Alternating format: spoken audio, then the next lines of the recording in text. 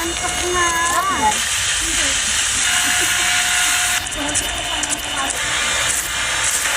Wala, mura ako. Nausog ata ako ng ipil. No ipil.